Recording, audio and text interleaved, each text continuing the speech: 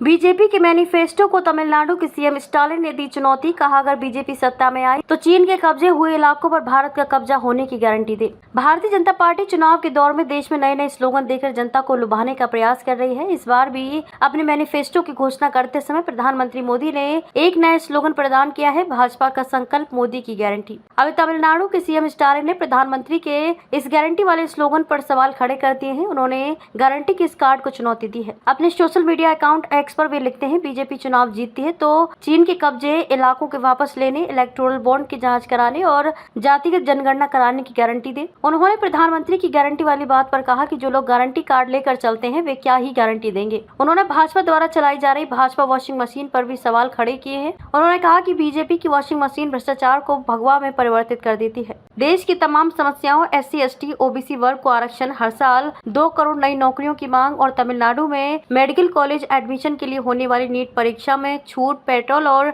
Diesel तथा रसोई gas की कीमतों में कमी, MSP पर स्वामीनाथन की सिफारिश को लागू करना और अग्निपथ योजना बंद कराने की मांग स्टालिन ने उठाई। हाल ही में लोकसभा चुनाव 2024 के लिए DMK ने अपना घोषणा पत्र जारी किया, जिसमें CAA को रद्द करने, पेट्रोल डीजल के दामों को 75 और 65 रुपए कम करने और महिलाओं को विधानसभा में 33% आरक्षण देने का दावा DMK के द्वारा किया गया है।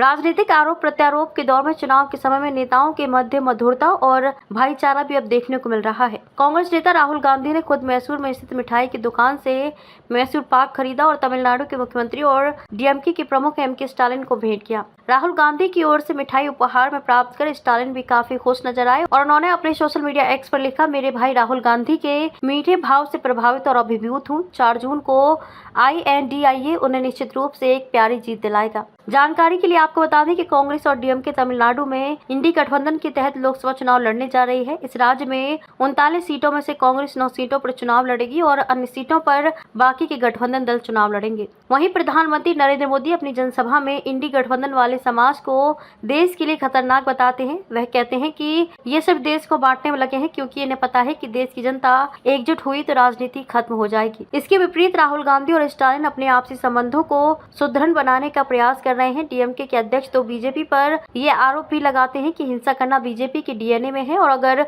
मोदी सत्ता में बने रहे तो देश निरंकुश हो जाएगा, गरीबों की संख्या बढ़ जाएगी। साथ ही वे कहते हैं कि तिरुपुर को भाजपा मणिपुर बना देगी। चुनावी माहौल में नेताओं के बीच इस तरह की राजनीतिक तंज कसना आम बात है। उम्मीद करते हैं कि जनता नई विचारधारा की सरकार को विजयी बढ़त दिलाए ताकि देश का विकास संभव हो सके।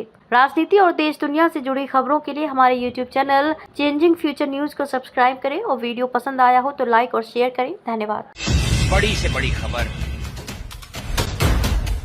क्राइम से लेकर राजनीति तक किस नेता ने 5 साल में क्या काम कराया।